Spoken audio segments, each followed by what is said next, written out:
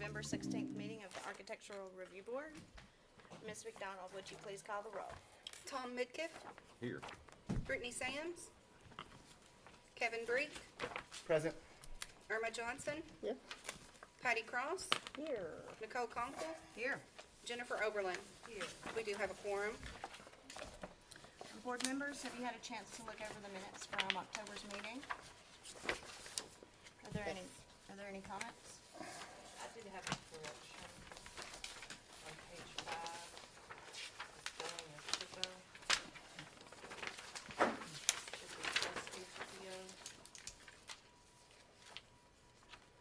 I'll correct that for you. Thank you. Considering that correction, do we have a motion to approve the minutes? I'll make a motion to approve the minutes. Second. All in favor, say aye. Aye. Any opposed?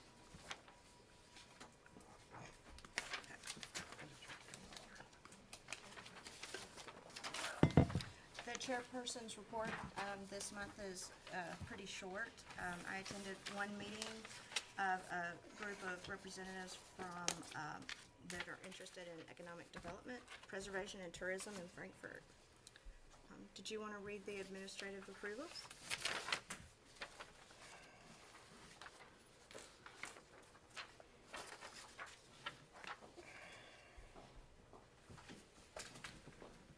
Good evening.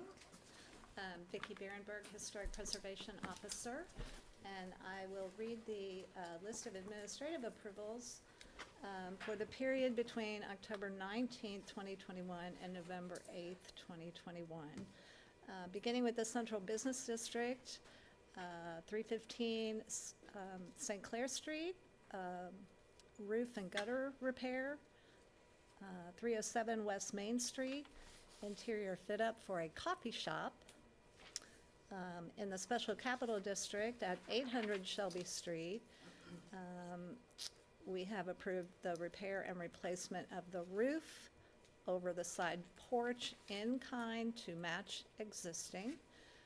736 Shelby Street, interior remodel.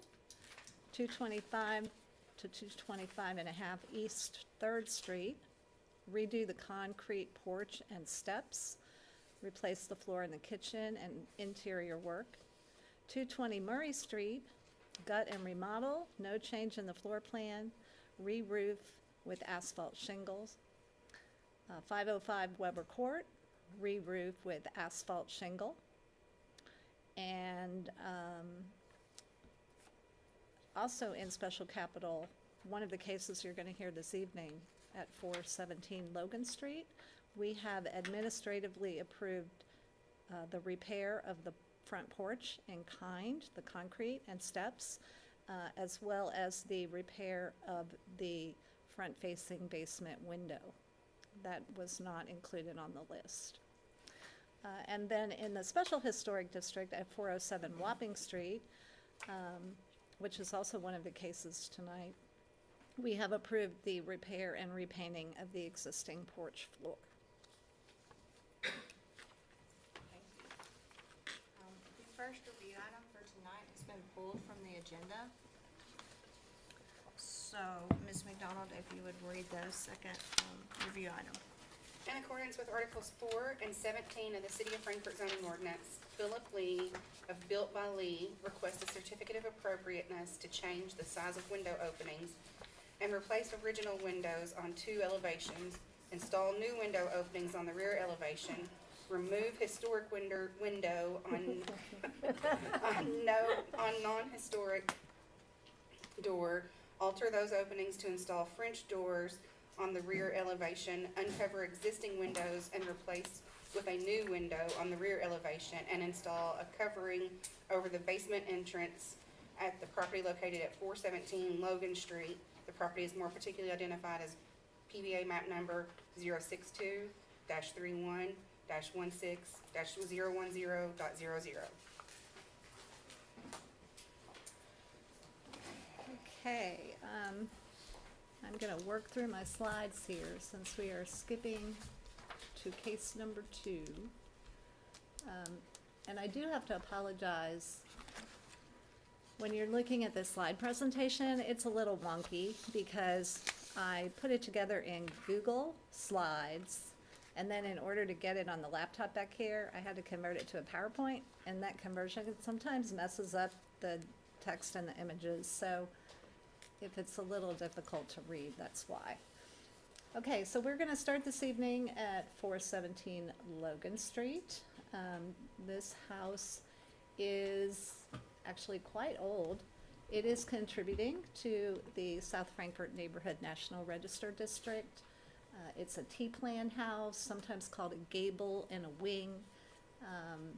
And it was previously a duplex, and it's going to be returned to single-family home configuration. The proposal, as you heard, has a lot of moving parts to it. It does include changing the size of some of the openings, also replacing some of the windows, and installing a new roof over the basement entrance, which is on the north side of the house. This proposal is partially compatible with the special capital design guidelines. Here's a PVA map to kind of give you a sense of where we are located on Logan Street, just north of Campbell.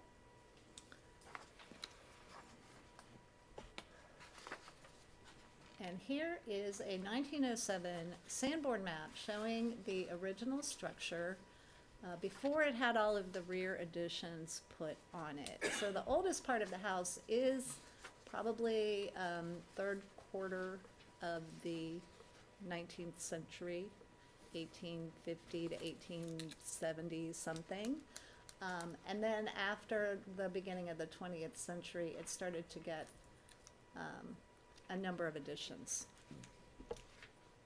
This is a PVA plan, so you can kind of see how much it's changed, because the Sanborn just kind of shows this general square part right here. So, the first item has to do with the front-facing windows, which are really problematic because on the interior, they are resting right on the floor. So, right here, this line above the sill that goes across there is where the front first floor is. And the windows are installed without any trim or anything at the bottom. They're just sitting directly on the floor. And so the applicant would like permission to replace these windows and raise them approximately 18 inches to meet the building code, because the building code doesn't allow glazing to sit on the floor like that.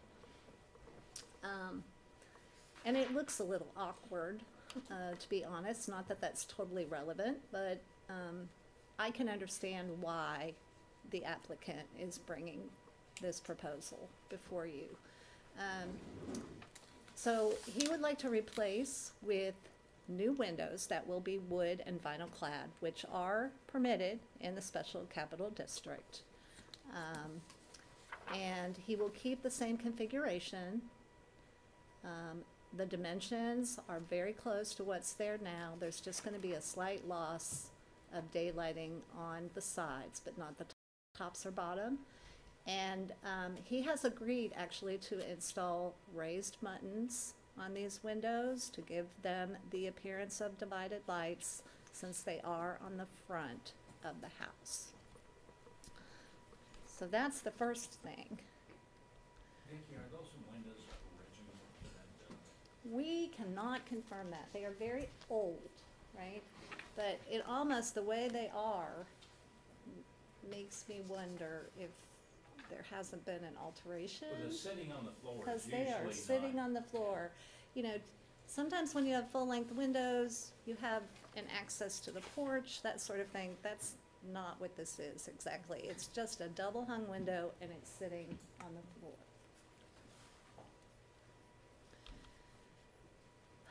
So just to give you an idea of how that change might impact the appearance, I've put up a couple of other examples in the neighborhood. where we've got windows that are not the same full length. You know, if you look at these, the existing windows are pretty much the same size opening as the front door. So yes, there's that consistency. But we have plenty of other examples of houses of similar age where you can see the windows are not quite as large as the door, and they don't sit on the floor, and they do meet the building code. And this house actually is right next door. It is directly south of 417 Logan.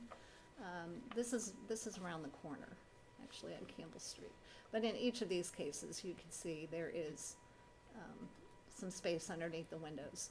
And the applicant is planning to fill this space on 417 Logan with existing brick that is on the property that matches what's on the house. I mean, it is painted brick anyway, but he does have a supply of brick available.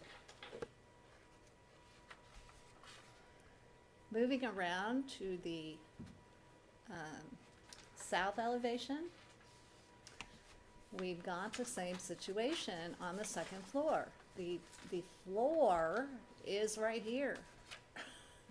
And so, and this is, you know, most likely designed to be bedroom sleeping space. Again, you can't have the glazing sitting directly on the floor.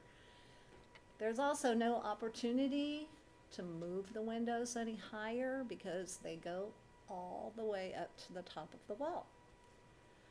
And so he's proposing to install a smaller window, same configuration with the 2/2 lights, but it will be a difference of about 18 inches from top to bottom so that he can get these up off the floor. And then he's planning to re-side with matching siding, wood siding of the same dimensions.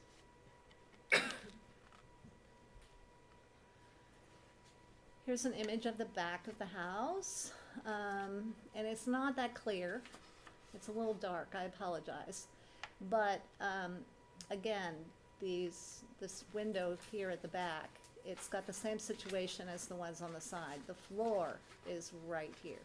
But in this case, he has the ability to move it up. He's got some space. So he's planning to keep this window, restore it, move it up 18 inches. So the actual position of the opening is going to change a little bit. He's also proposing, right here in this area, to add 2 new window openings on each side of this one, right here. This is not a historic window. He's going to be installing windows that match this non-historic window. These windows actually continue around the corner and are on this wall facing to the north. You can't see that in this photo, but you can see it in a picture that was in your staff report.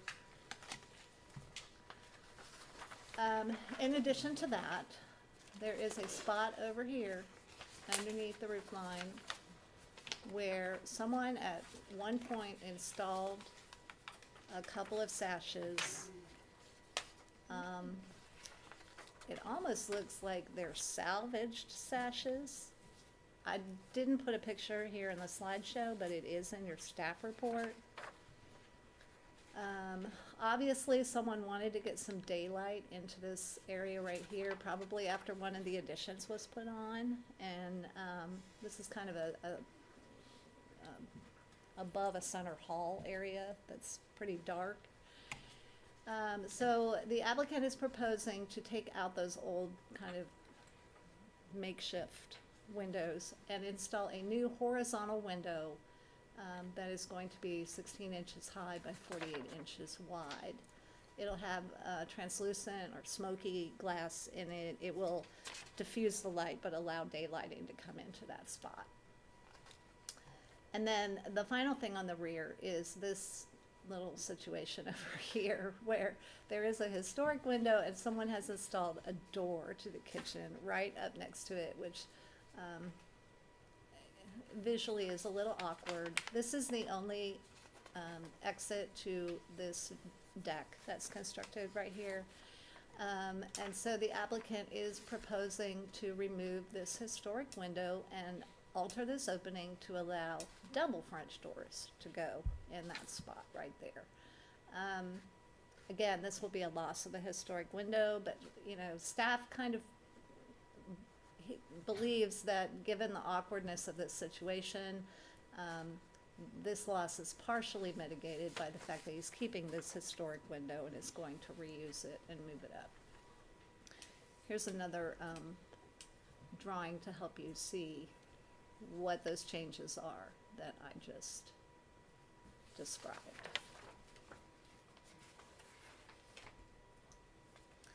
And then finally, on the north side of the house, you can see the basement is here towards the back of the original masonry structure. Entrance looks like this. There is no covering or anything to shelter from weather. You could see how the weather, rain, snow is going to accumulate down here and be a problem. So he would like to construct a shed roof canopy, so to speak, over this section. It will be wood. He's proposing to have a metal roof. It's a very low pitch, which is why he's choosing metal there. And there are a number of other metal roofs in the neighborhood. So that gives you an idea of what's going on there. So, staff has put together a list of suggested facts for this particular case, including number one, the windows proposed for replacement have a bottom sash that sits on the floor, and changing the size of the opening will allow the windows to meet the building code. Number two, vinyl clad wood windows are permitted in the special capital zoning district. Number three, the applicant has agreed to install raised muttons on the front facade windows and reuse the existing sills if possible. Number four, the new window openings proposed for the rear are in locations adjacent to where non-historic windows already exist, and the new windows will match the existing. Number five, a window and door at the rear of the property proposed for alteration abut each other. Number six, the window proposed for installation at the roofline will reestablish a historic condition of daylighting, but with a different design. Number seven, metal roofs are commonly found in the special capital zoning district. And if the board elects to issue a certificate of appropriateness for this application, staff suggests that the following conditions be applied. Number one, the metal roof on the basement entrance shall be flat paneled, not ribbed or corrugated. Number two, the wood posts supporting the shed roof canopy and other associated wood on the structure will be painted and not stained. Number three, the existing open building permit shall be amended to reflect work approved in this request. And number four, any additional projects requiring a building permit shall require review and approval by the ARB unless a certificate of no exterior effect is issued. And I'll try to answer any questions you may have. Does anyone have any questions for staff? I have two, please. Will there be any ground disturbance by heavy equipment required to make any of these modifications? Ground disturbance? I suppose maybe just digging for the posts for the roof canopy, but I would think outside of that. Okay, thanks. Although they might be sitting right on the cement. Did you notice there's cement? Yeah. Okay. And the second question, since this is a lot of moving parts in this application, so I noticed in the staff report this is a contributing structure. So if the property was assessed today, in the shape that it's in right now, versus the modifications that are proposed in this application, would you expect that it would continue to be, that would be supportive of remaining a contributing property? Yeah, I believe it would be, actually. The essential form and mass of the building is not changing. There is a lot of missing historic fabric to begin with.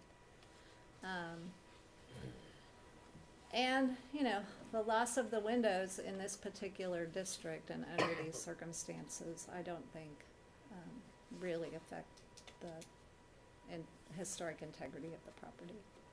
Thank you. Madam Chair, may I ask you a question? Sure. With at least 5 of those windows sitting on the floor, would that even be able to get an occupancy permit if you left them that way? Well, one option, that could be considered is to put, safety glass in them. But I can understand why the applicant would not care to do that. I think that the intention is to rent the property. He'll have to confirm that. But when you think about that, and kind of the wear and tear that happens in that situation, I can understand why he would prefer to try to raise the I windows. guess my point is that no matter what, the glass in that window's gonna have to be replaced. Yes, it is. Okay. Yes, it is. You could put a scrim over it. You can put a covering over it, a scrim, but that's another option. It wouldn't be window-like. It'd have to be something more solid. Yeah. I mean, like, Yeah. but that is one other option. Are there any more questions for Ms. Berenberg? All right, is the applicant here? Would you like to come and introduce yourself? We just need your name and address, please. My name's Philip Lee. I live at 411 Hiawatha, Frankfort, Kentucky. Have you read the staff report, and do you agree with the suggestions and conditions presented in it? Yeah, we've spent lengthy time together discussing it. Okay, great. Is there anything else in particular you wanted to share with us about your application? The roof over the basement, there was one there originally when I bought the property, but it was unsafe and it was getting ready to fall. So I went ahead and demoed it. There are 2 metal poles out there already mounted in concrete. That's all I wanted to say. Thank you. Does anyone else have questions for the applicant? All right, thank you. Thank you. Are there any points in discussion anyone would like to bring up?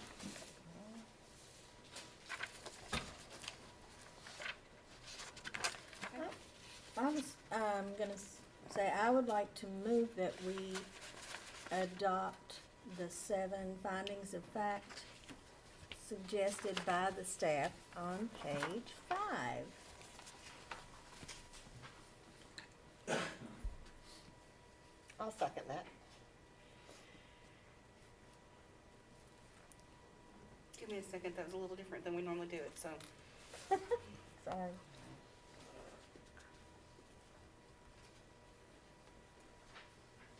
To- Okay. Can we Just- talk? Sure. But that doesn't include the staff suggestions. She's, What- I believe what Ms. We're gonna do Krause- it 2 different, Yeah. okay. The- Gotcha, This, gotcha. this is Right. basically how we do it in another city board, and it does seem to simplify life there. I just thought I'd see how it worked. Okay, great. So I'm ready to call the roll if you're ready. we need to make a motion, a separate motion to approve or deny the application, correct? She We made haven't a- voted on this She one. made a motion on findings only. Okay, Normally a motion is made based on findings of fact to approve, but in this case, she just made the motion to adopt the findings of fact. And Yeah. Johnson seconded it, and I finally caught up, and okay, so we're ready for a vote? Okay, thank you. Ms. Oberlin, Yes. Mr. Midkiff, Yes. Ms. Cross. Yes, Mr. Brink, Yes. Ms. Conkle. Yes. And Ms. Johnson. Yes. Motion carries. Would someone like to make a motion to approve or deny, or otherwise, this application?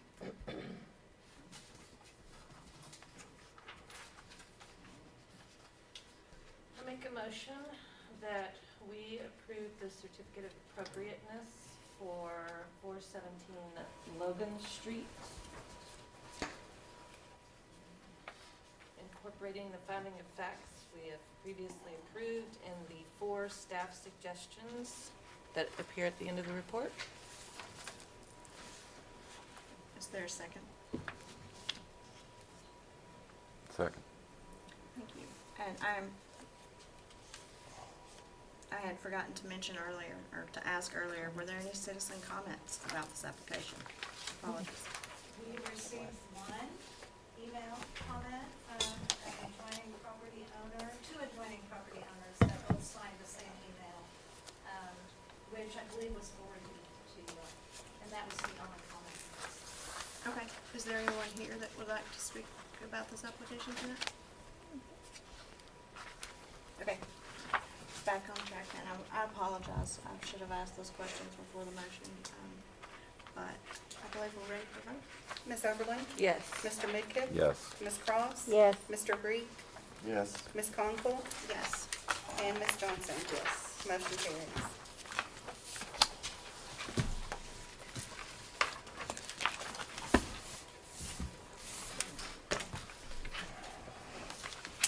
Are you ready for the next, deciding of the item? In accordance with Articles 4 and 17 of the City of Frankfort zoning ordinance, Jen Williamson, on behalf of Melody Stevenson, is requesting a certificate of appropriateness to construct a 320 square foot covered rear porch and expand the existing parking area at the property located at 514 Shelby Street and 514 Carriage Lane.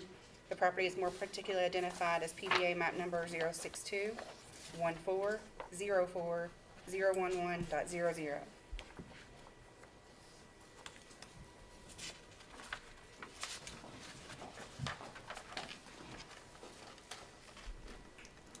Okay, so, this is a house at 514 Shelby, which has which has a combined address. 514 Shelby, 514 Carriage Lane, which is behind. And there is an extensive rehabilitation going on. This house was previously divided into apartments. It was multifamily. It is being returned to a single-family use. It's probably built about the turn of the 20th century. It has some different stylistic influences going on that date to that time period.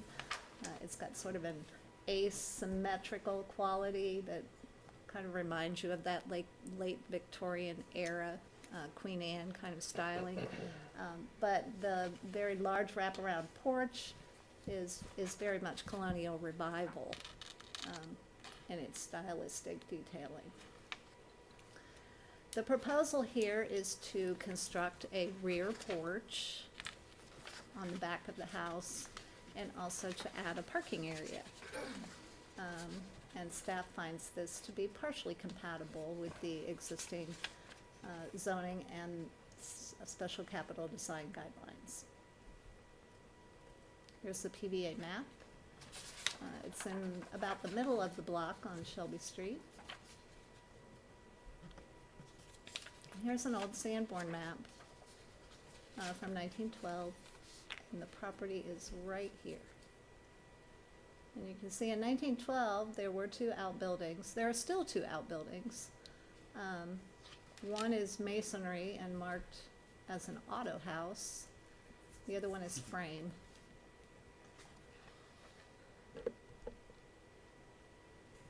And here's a copy of the plans. And you can see the proposal for the porch, which is going to be about 320 square feet with 2 sets of stairs, kind of a shed roof with asphalt shingles to match the existing. And the detailing is going to be wood with lattice underneath. And then this is the area for the expanded parking.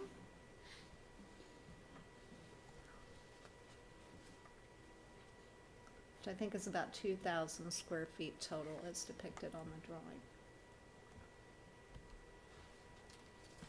Here's drawing number 3. You can get a view looking to the north.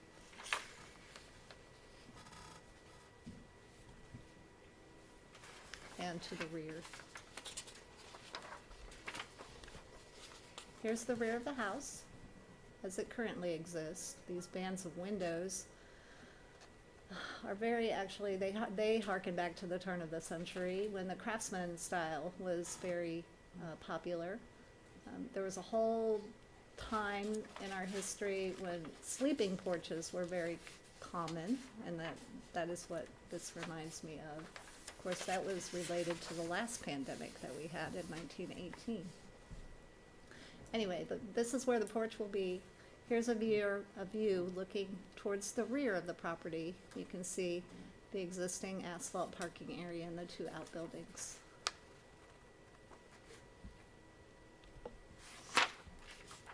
These views are from Carriage Lane.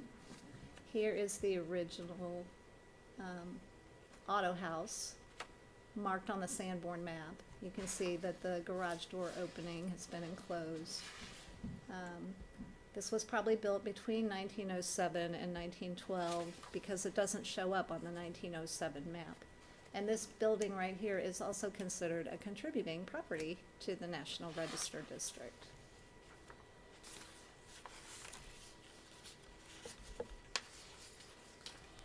Here's another view looking towards the backyard. You can see the asphalt drive now. The proposal is to continue with asphalt for the expanded parking area. Here's the entrance to the garage. Not sure when this was built. It is not designated as contributing on the National Register nomination. It's a little bit wider than your typical 1-car garage door here. I've got this aerial view from Google Maps just to kind of show you the amount of paved area that you see around this property, what the existing character is in terms of what kind of parking you find for other single-family homes. The property adjacent, just to the south, has a very large paved area, but this is not a single-family home, it's a duplex. And there is no garage or other outbuilding for parking there.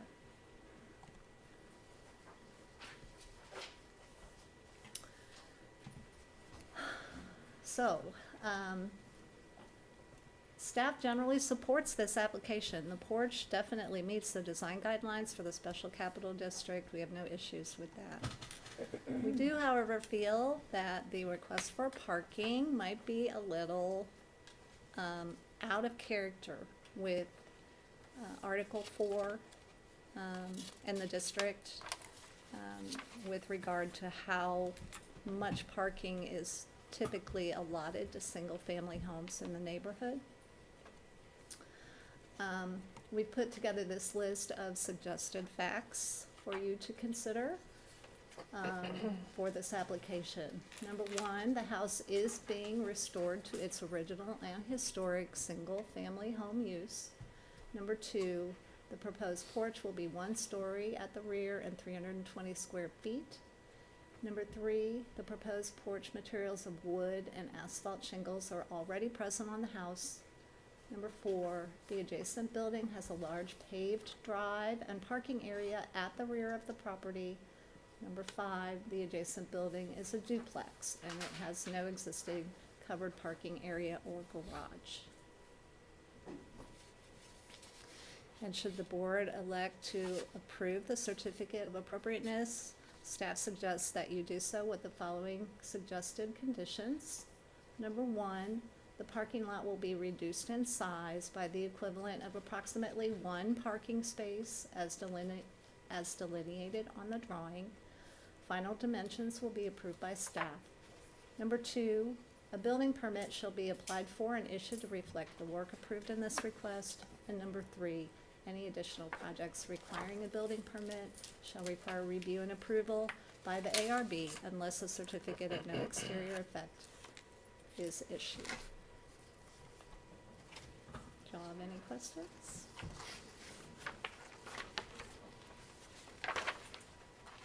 Thank you.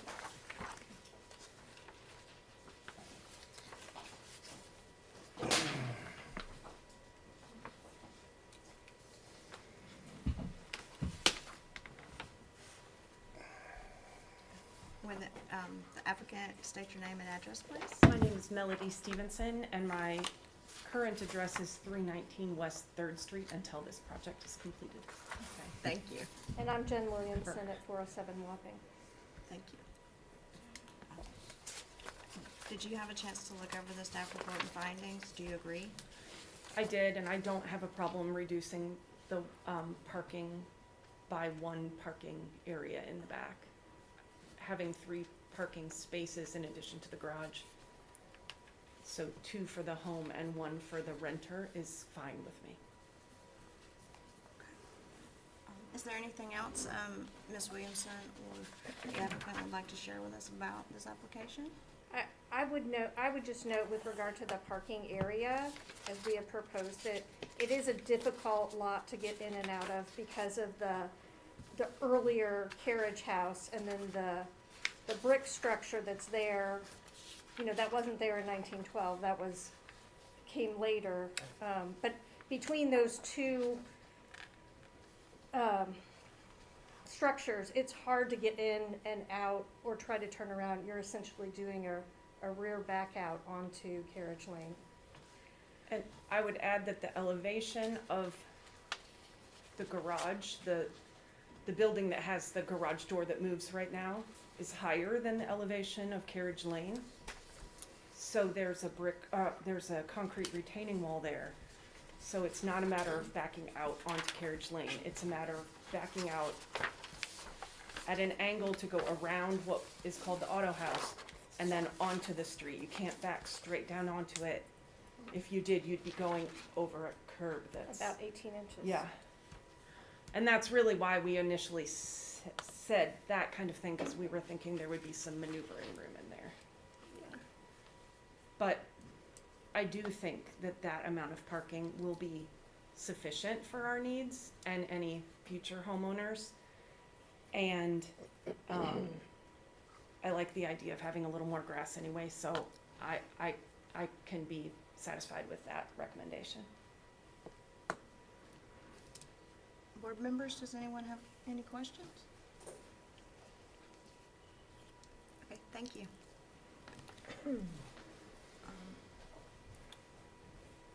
Were there any citizen comments pertaining to this application? Okay. Are there any discussion points that the board would like to raise on the application? I want to put something out there to talk about briefly. I think that it's possible that in addition to the staff suggestions, were they to become conditions, that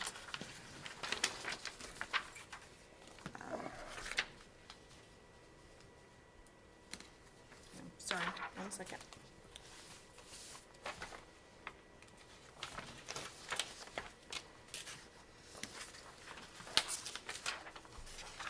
That Article 17.10.9 might also be applicable to this. It provides guidance on site features, and it's the topic's kind of general to proposals in this historic district.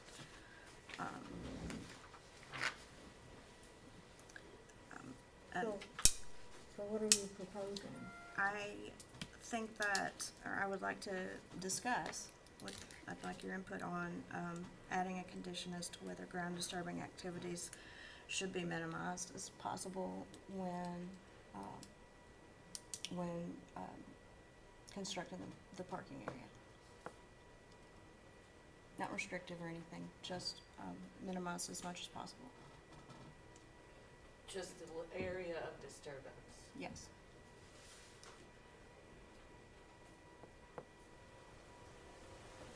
Anybody? Well, how would you do that? Well, I mean, the specifically, that's why I say as minimal as possible, just add the condition that there's thought put into the minimization of ground disturbance, to, keeping it defined to the area. May we say that it not be disturbed beyond the parameters that we have approved? In other words, not to have someone come in and say, well, you approved 14 feet, but really minimally you could only go 10 feet. I don't want to create an ambiguity in this. I'm just saying, can we make it in reference to the numbers that we've approved? Size of the lot, or the size of the Paved parking. area, yeah. Yes. Does anybody else have any thoughts or comments on that? Is that actually possible? I mean, when you're doing an area, generally there's a little bitty area next to it. It may not be 100 feet or whatever, but it might be a couple of feet beyond that will get mussed. Yeah, agreed, it's, like a staging area, or Yes. a turnaround area. And that's kind of why I was suggesting, and I understand what you're saying about the vagueness, Mr. Logan, but, just, I guess, my thinking is that the condition not be a restrictive condition, just a note that be as minimal as possible to achieve the parking structure as presented with this staff report and what the applicant is agreeable with. Does that make sense? So the ground shall not be disturbed beyond the size of the parking and staging area, is what you're saying? No, ma'am, just that it would be, and again, is anybody opposed to this, like, think it's about it? I think we need to be very careful in our verbiage, and I'd rather see some verbiage before I say yay. And do you have your verbs together? Yes, but I need to modify something really quickly, give me 1 second. Okay.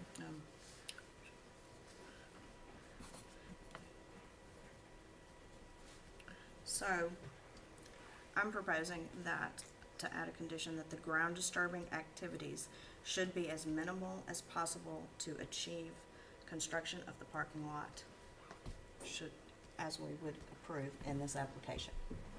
Which is actually gonna be approved by staff, because they're gonna have to change, yeah, but I like that. Because that would account for any staging, it wouldn't, there's no ambiguity there. Can we ask the applicant if they object, since we've already taken proof on it? Yes, would you mind coming back up? And Ms. Williamson too, if you prefer. Yeah, I was trying quickly to find the reference section of 17 that you were citing for that. Yeah, it's, And I didn't hear the last version of the proposed. I believe it's 17.10.9, it's the site features paragraph.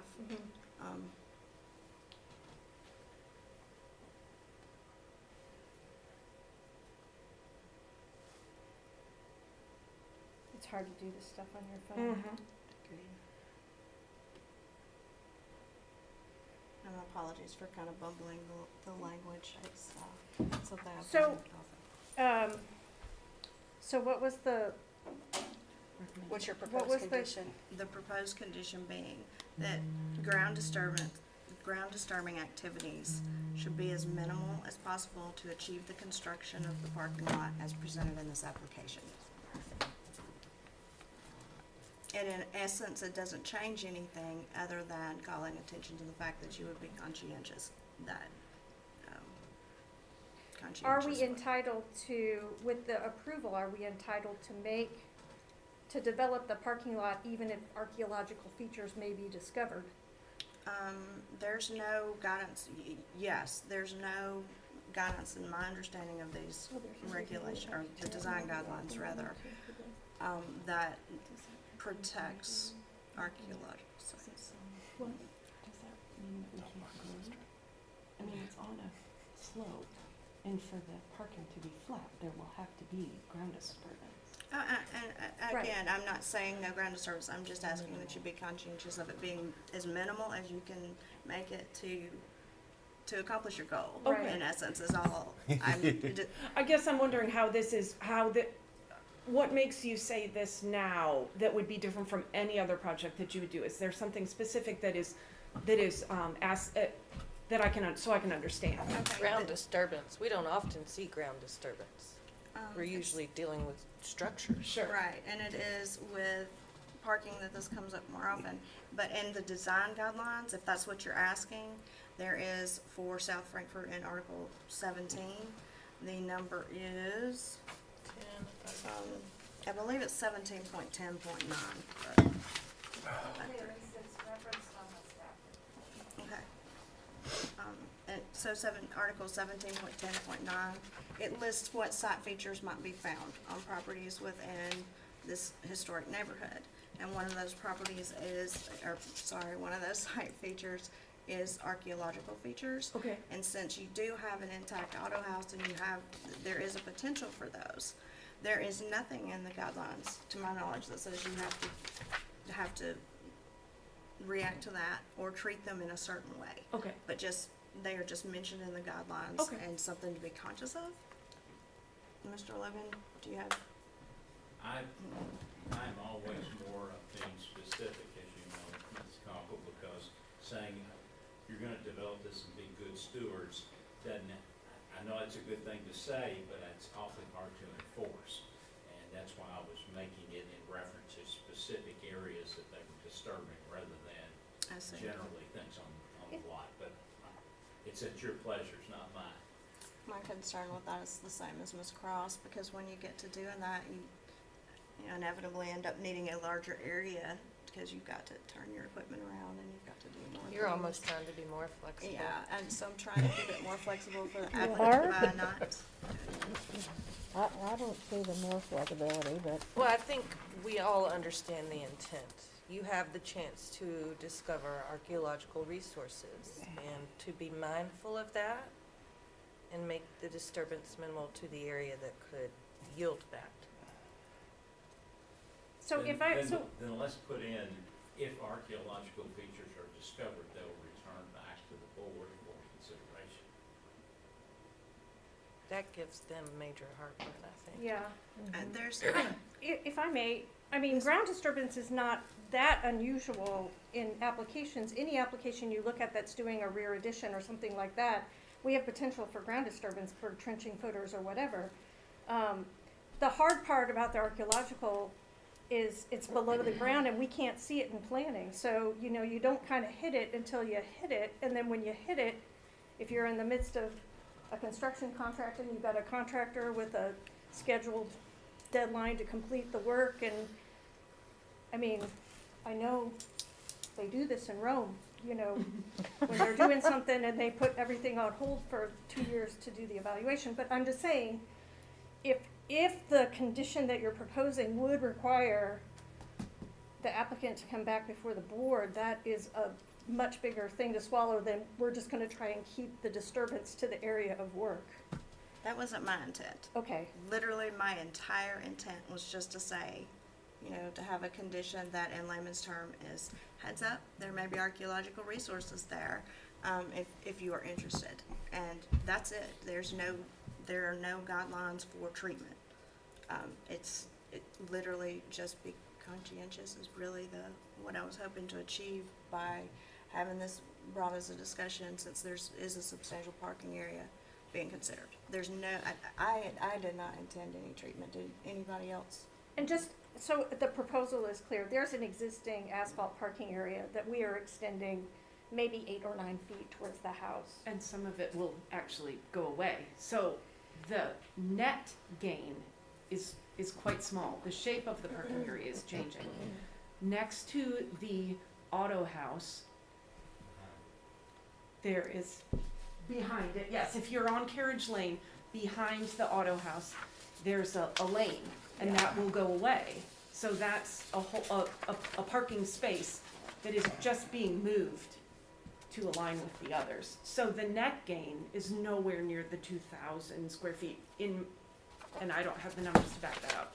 But there is currently you could probably park 2 cars where that is. It's Yeah. not the most convenient place to have them, and it's certainly not the most convenient way to get in and out of there. We need a little more space forward so that we can back onto the street.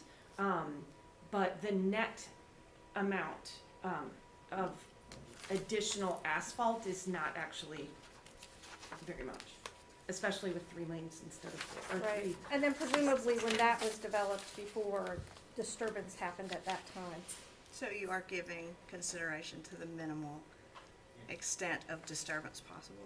That would also be the least expensive way, so I would. Okay. Ain't digging nothing I don't have to Okay, dig. we got it. Yeah. Okay, so with that, should the board decide to consider that condition, are you agreeable to that?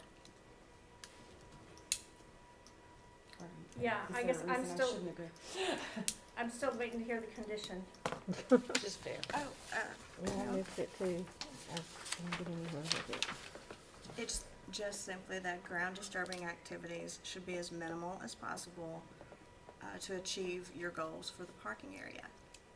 There's no, the end. Yeah, that's fine. Okay. Are you sure? Yes, Okay, all right. it written that way, I'm sure, yes. Okay. Is that an acceptable condition? Does anybody on the board like opposed to this or have more comments on it? I don't really think it changes anything. It No doesn't. offense. I don't see it. that it makes- Could we hear from staff? It's their not opinion on- measurable. on I this? don't Oh, think. that's a good Yeah. idea, Mr. Yeah. Minkoff. Ms. Berenberg, would you be willing to give us your opinion on the condition?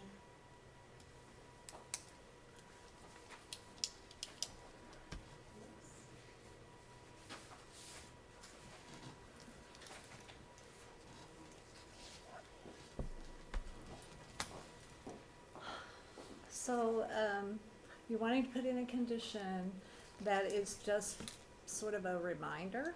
This is what I'm getting. It's just sort of a reminder to be a mindful steward of your property and that, don't park a bunch of heavy earth moving equipment that's gonna dig up the yard part while you're getting ready to do the driveway kind of thing.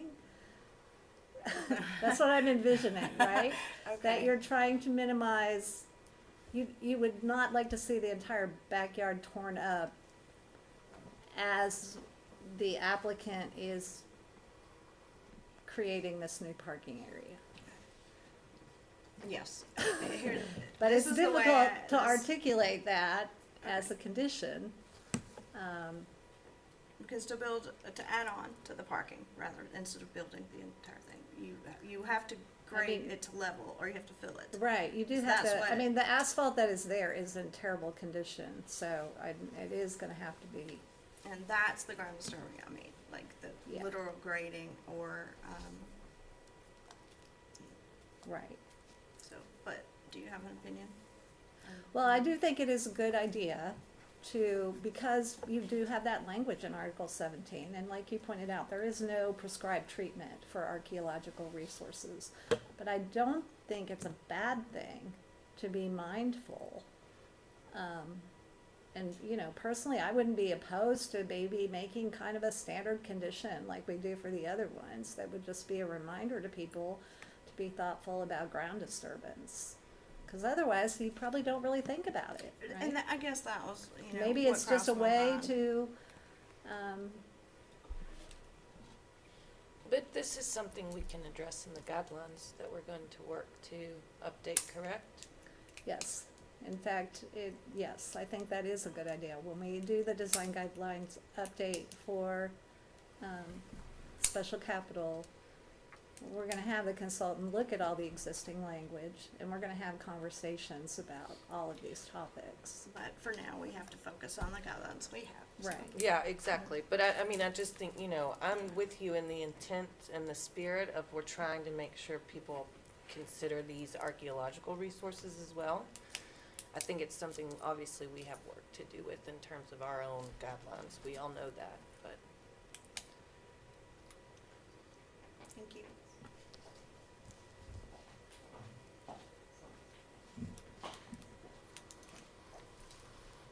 I just wanted to discuss that. I will leave. I get it. Leave it up to the motion, should anyone choose to make a motion to include it or not. Are there any other discussion points that anybody'd like to bring up? The only thing I was curious about is when you reduce a full parking space, if you still had time to turn around. I went by there and it's not very much space to get into that area between the actual entrance to the backyard is very, so you'd almost have to turn around, am I right? To come out, you'd have to, rather than back out into the alley.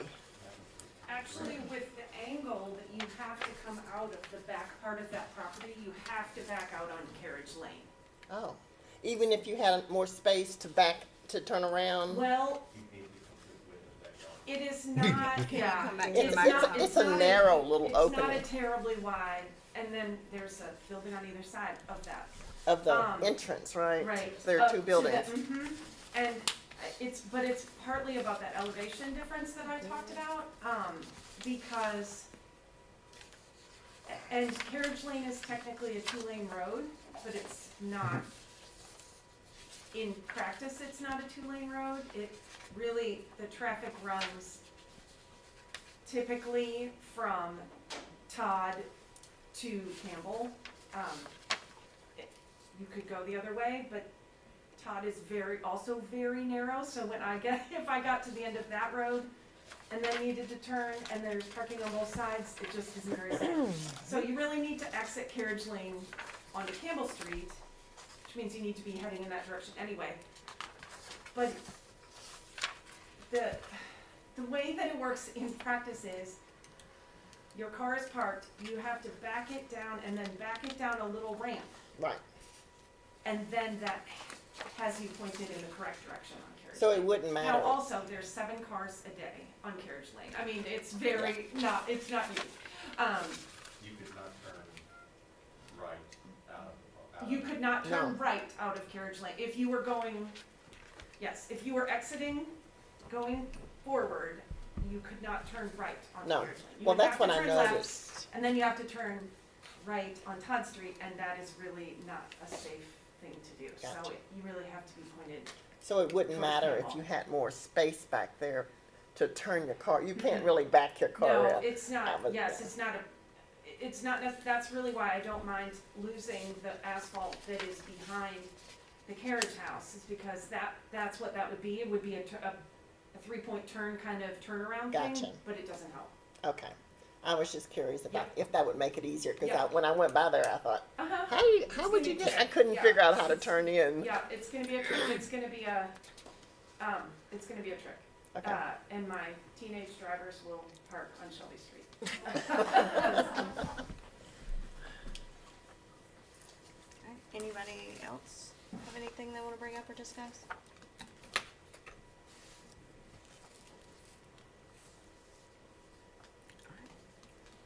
Would anyone like to make a motion?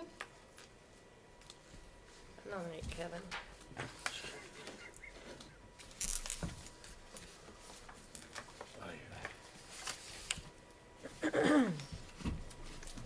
While we're waiting, let me double check. Do we have any citizen comments on this? Okay, thank you. I don't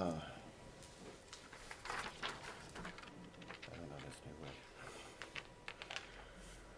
way. I move to approve. I'm making a motion to approve the conditions and the staff suggestions for, I can't wrap my head around it right now. I'm still lost in the digging. Let's see.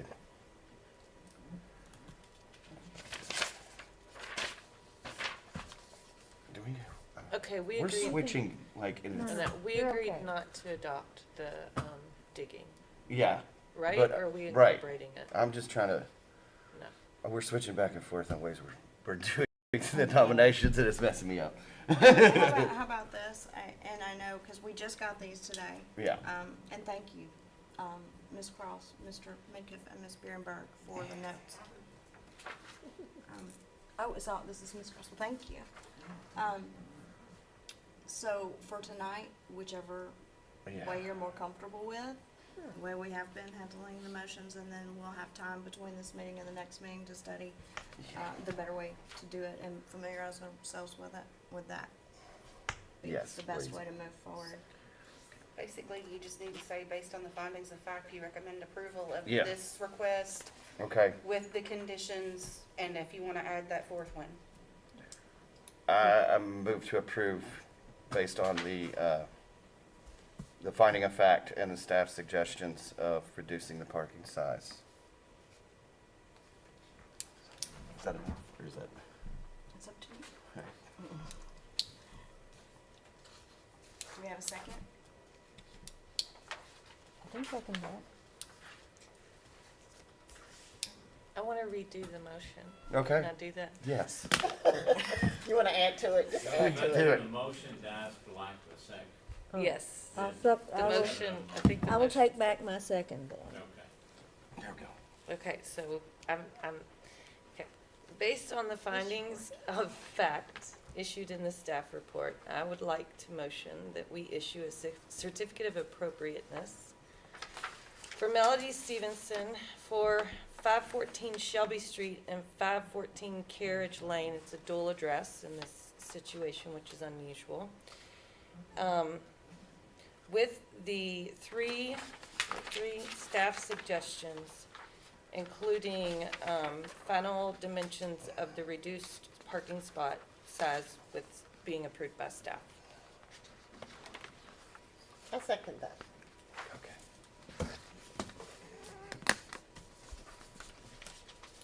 Would you? Ms. Oberlin? Yes. Mr. Midkiff? Yes.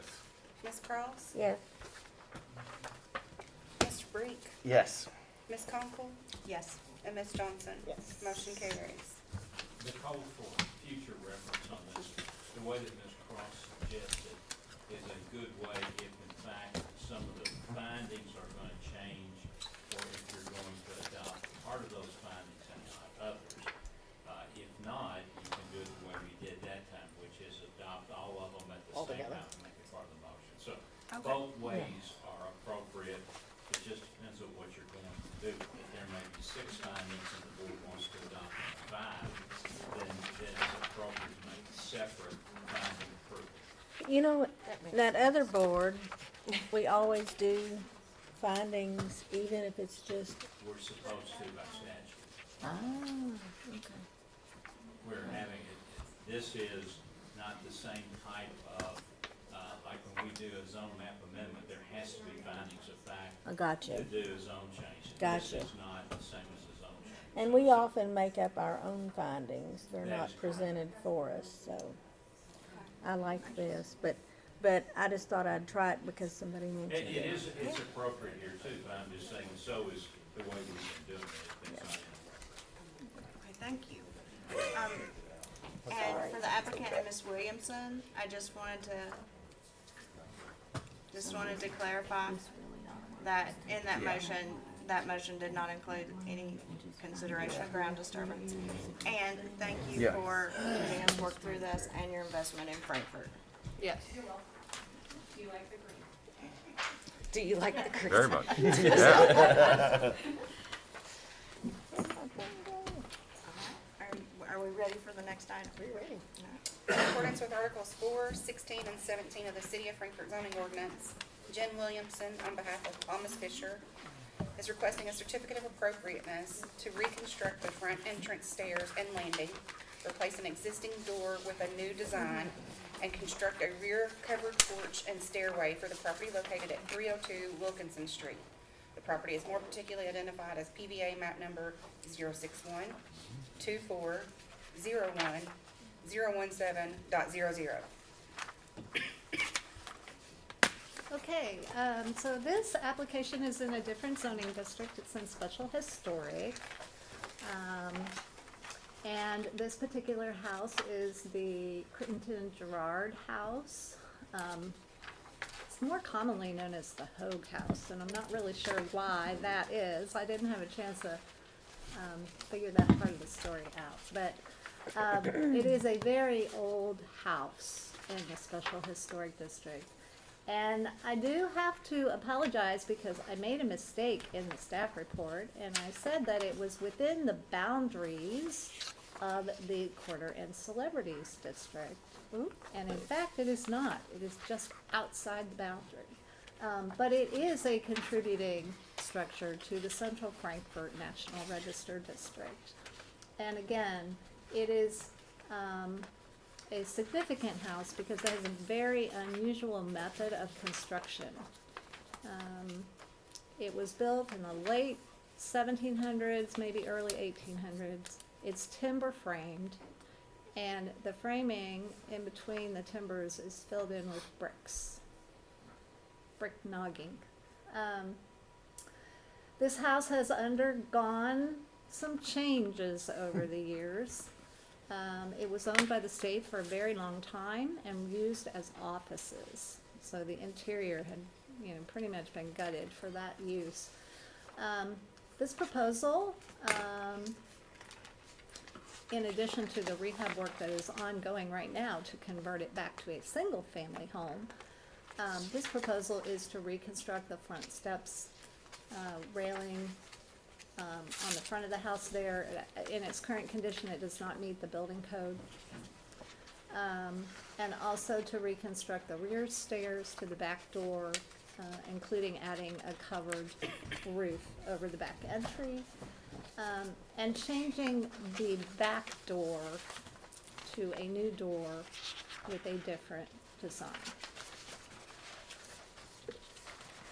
We do feel these changes are generally compatible with the Special Historic Design Guidelines.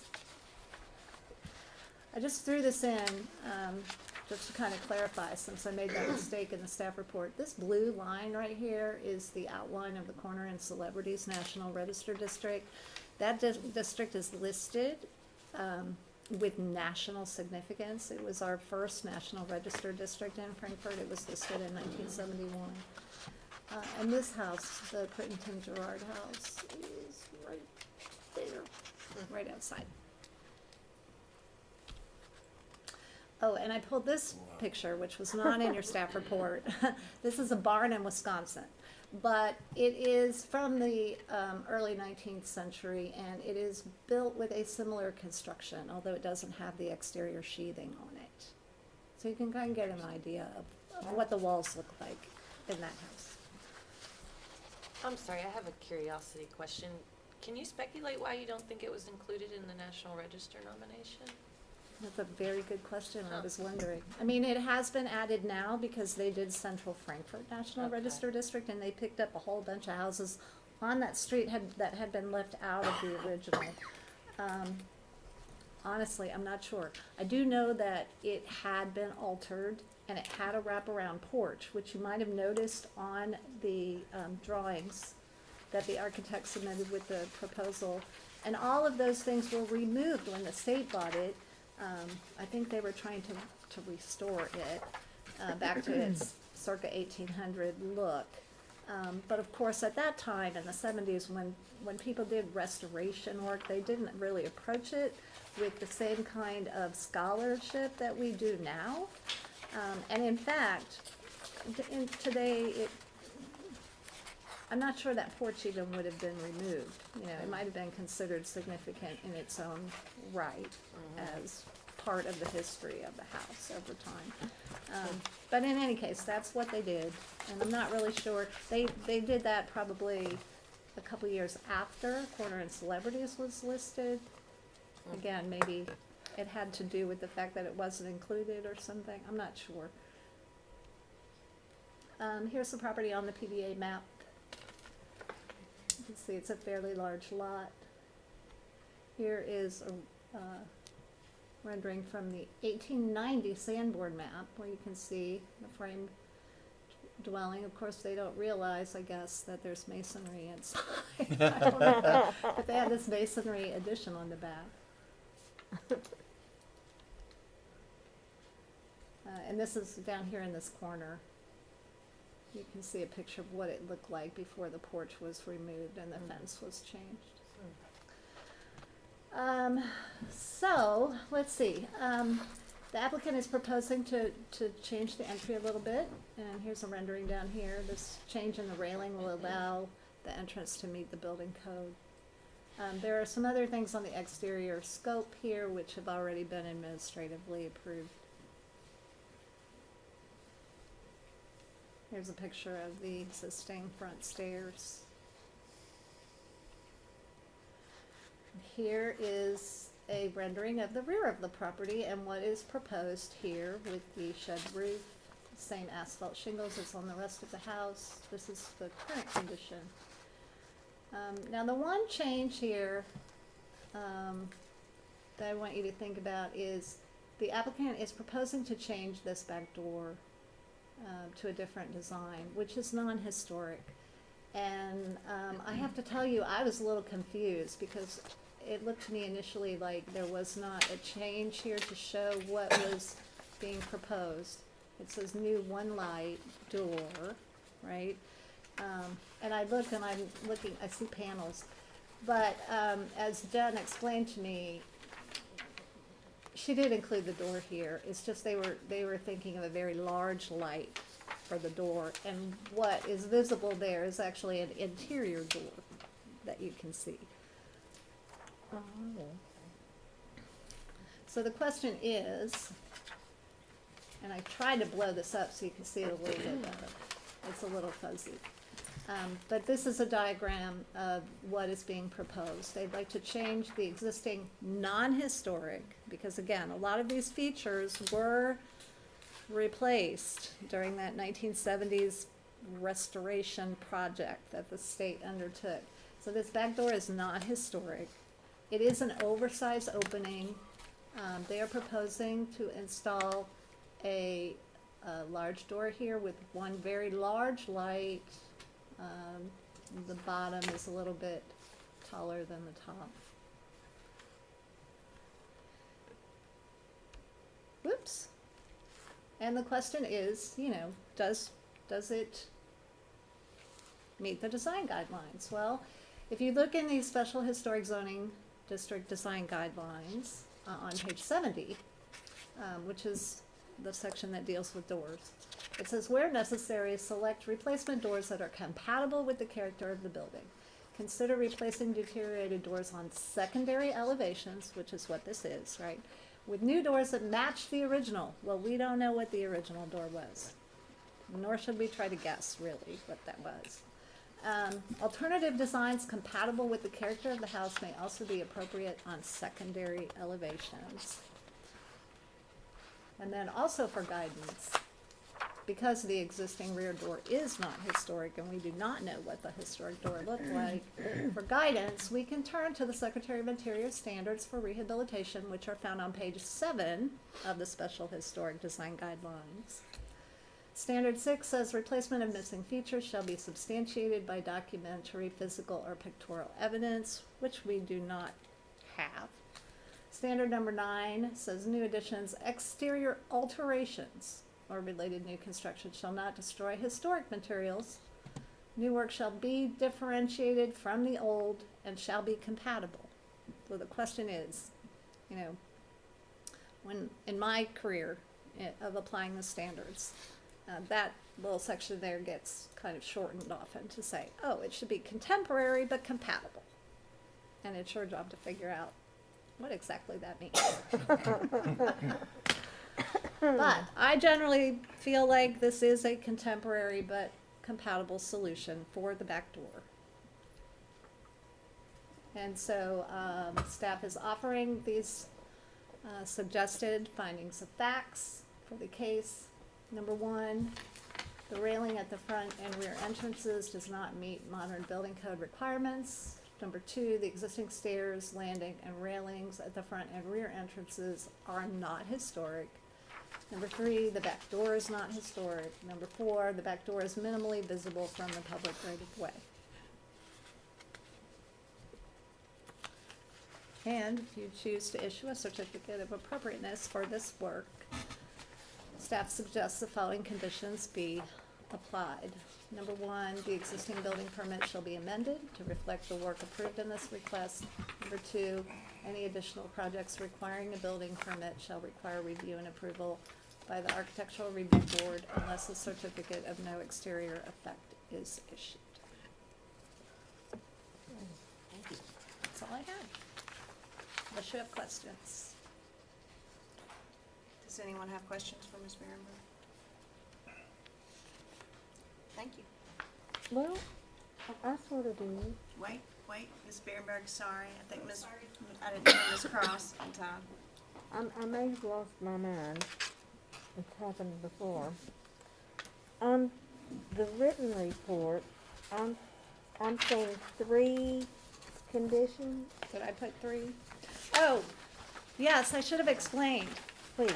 Because you'll also notice in the description of the work, Oh. and this is when I had been looking at the drawings and didn't understand what had been rendered, and I reached out to the architect and said, do you have a design or cut sheet for the door? What are you thinking? Are you talking about half light, a 3/4 light? And we kind of went back and forth a little bit. She said, well, maybe it could be 3/4 light. And I kind of put that in there, but it was not finalized, right? And so I conditioned it on that the door selection would be approved with staff. And since that time, I have learned this is the door selection that they wish to have approved.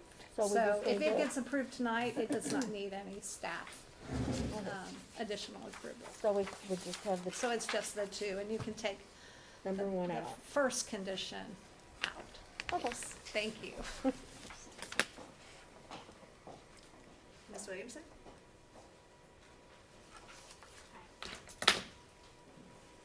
Would you state your name? Jen and- Williamson, and 407 Walking Street. All right, have you read the staff report and are you in agreement with that? Yes. Is there anything else you want to tell us about Can, it? can I back it up like 3 or 4 or 5 slides, wherever that, Yes. is it with this thing? Yeah,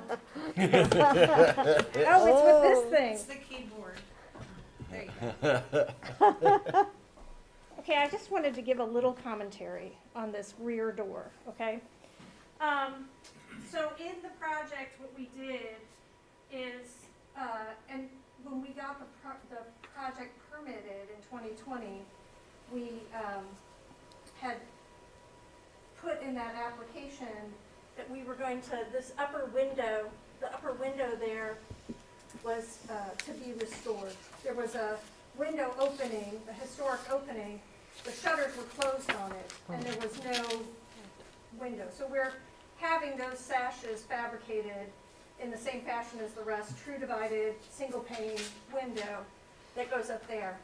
But the effect that that had on that entry hallway was dramatic because the light just flooded in, right?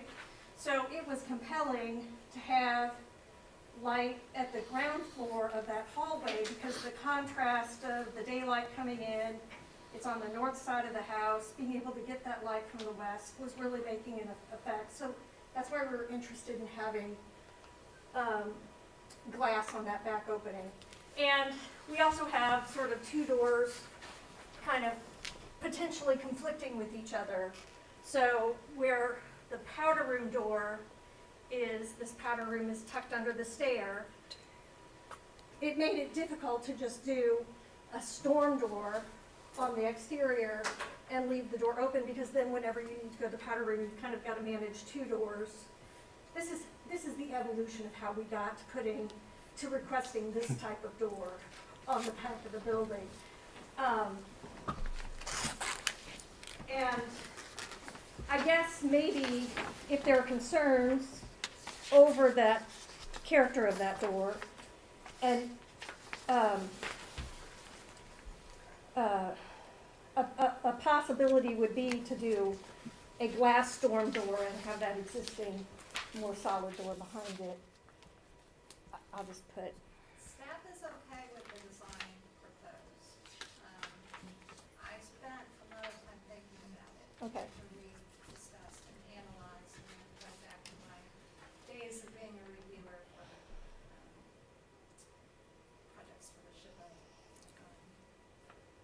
So we have removed the line item number 1 comment from the staff suggestions from regarding the door. Yeah. We're just looking to We're, approve the door in question and the whole thing. So that is, unless you all have any other questions of me, I just wanted to give you the commentary of how we got there. does anybody have more questions? And again, the door that is currently there is not original to the structure. No, none of the doors or windows in the structure are original. They were, well, no, there are 2 original doors in the attic. But all of the doors and windows are sort of circa that 1978 restoration.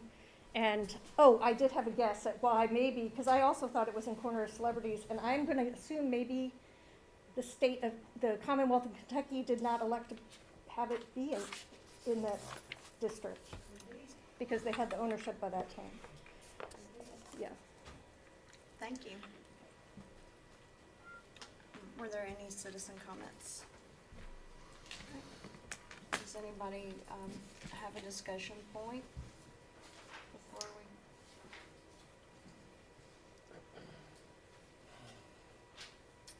All right, we could entertain a motion.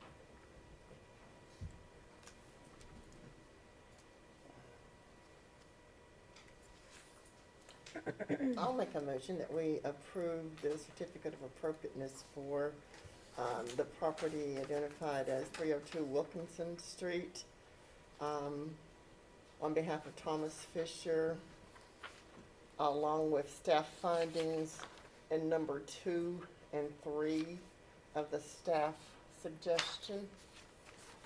Second. Will you call the roll, please? Ms. Oberlin? Yes. Mr. Midkiff? Yes. Ms. Cross? Yes. Mr. Breach? Yes. Ms. Conkle? Yes. Ms. Johnson? Yes. Motion carries. Ms. Williamson, please relay to that applicant. Thanks for investing in Frankfurt. Yes, I certainly will. Thanks.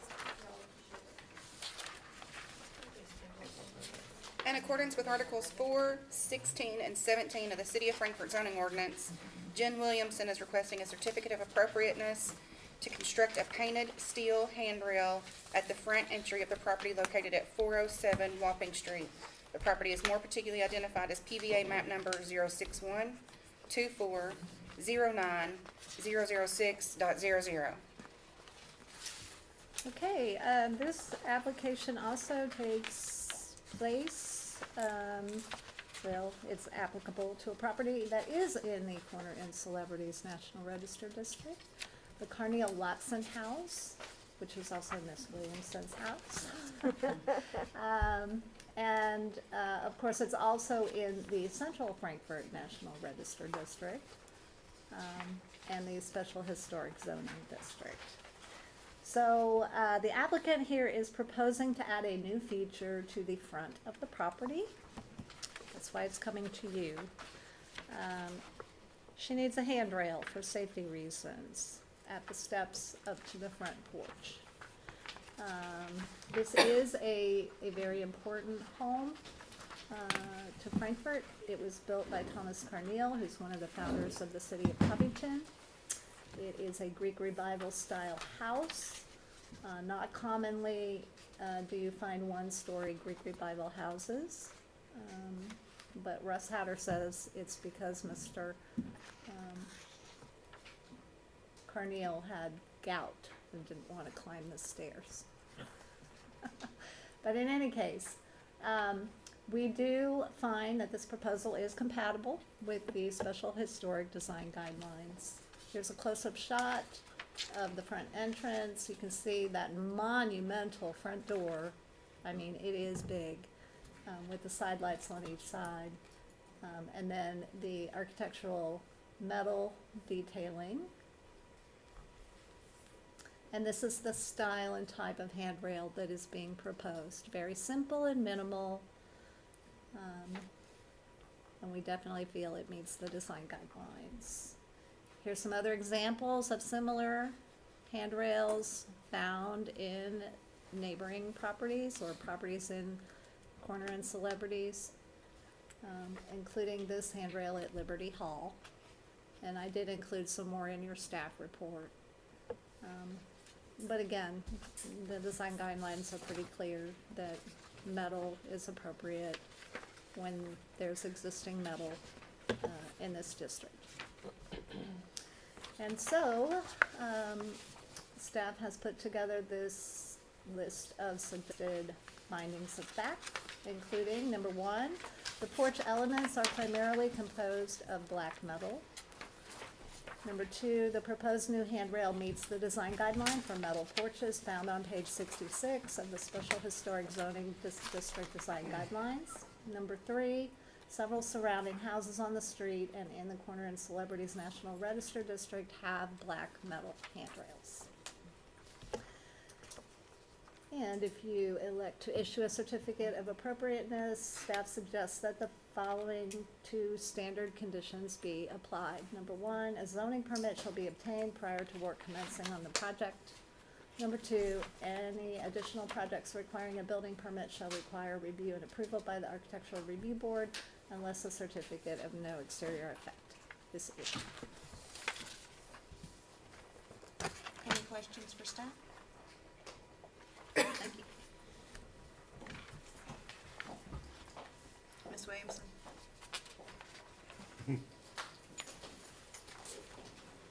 Jen Williamson, 407 Wapping. I think, and I don't know if I think the most important thing that I want to say right now is that we are proposing to put a handrail on each side, so it would be symmetrical. I'm sorry if I failed to make that clear in the application, but we are proposing a handrail on each side, so it would be symmetrical with the porch. Okay. I wasn't clear about that. Yeah. I understand that. He brought one and we sort of mocked it up that day, but we didn't do the whole thing with both sides.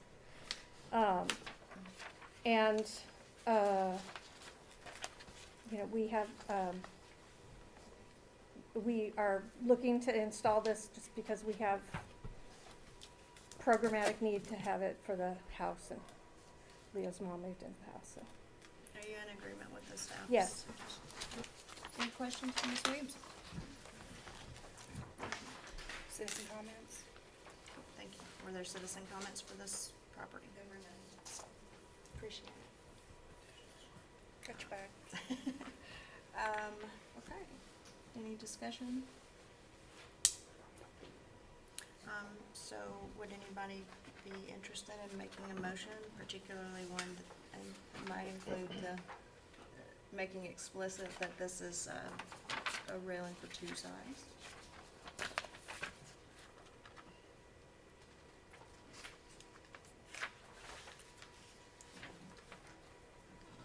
I'll make a motion that we approve the certificate of appropriateness for the property located on 407 Wapping Street by the applicant Jen Williamson to construct two painted steel handrails at the front entrance of the property based on the findings of the staff and the staff suggestions, the two staff suggestions.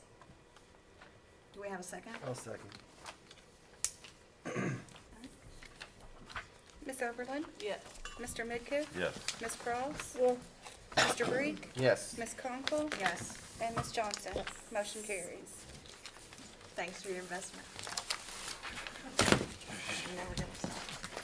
Does anybody else on the board have anything to discuss tonight? I did want to reiterate my thanks for looking into some guidance for promotion, the guys that worked on it. Thanks. And I think, I wanted to drive home the point about the inclusion of that in the revised guidelines. Thank you. I mean, we know that they need tweaked for many reasons, but. Okay. I should have brought it up at the time of the review, but I did not. I just wonder, the house that we approved for Philip Lee, I forget the address, how did it ever get to that state? Did it never come between ARB before? I don't know. I didn't really talk about it when I was, up here before, but I did include that information in the staff report, that it had been unlawfully inhabited, the neighbors were really concerned, the interior had had a lot of damage. Unfortunately, I've seen a couple of those in the last 30 days, and I've wondered that each time. Yeah, like how did it, some of the stuff that was done to that house, I'm like, how did that ever? I don't know. And yet the windows survived. Yeah. And yet the windows. That's right. Anything else from the board?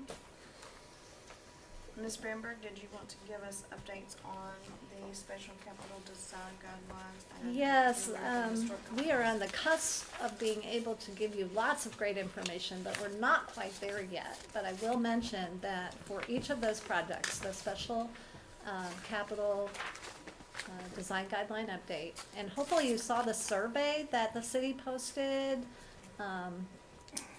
you know, trying to invite residents in the special capital district to get their opinion, to kind of get them engaged and the process started. We haven't closed that yet, I don't believe, so if you still have an opportunity to kind of share that link, that would be great. But we did submit an RFP and we got 3 very, very qualified proposals, so it was nice to have options to evaluate. And we did conduct a scoring exercise and some interviews, and we're very close to having somebody sign for that. And I'm very excited about it personally. And then with regard to the African American Historic Context Report, same thing. We got 3 really incredible proposals that I was very, very excited about. And this past week, we conducted interviews, and we are in negotiation with someone right now. So very soon, with any luck, at least one of those things may even be on the November BOC meeting, which is, I think, on the 22nd. But if not, look for them in December to be approved, and then both of those projects will get started. I have a question. Mhm. Will there be an opportunity, I realize the nature of the design guidelines will require public comment, but will the ARB have an opportunity to compile comments to present to the board of commissioners Yes, for all of the consideration? proposals submitted included consultation with the ARB as part of the process, so you will be included. Thank you. Any questions on updates? That's exciting, thank you. All right. Would anyone like to make a motion to adjourn? I'll make a motion to adjourn. Ooh, I'll second. All right, all in favor, say aye. Aye. Thanks, guys. You just be fine.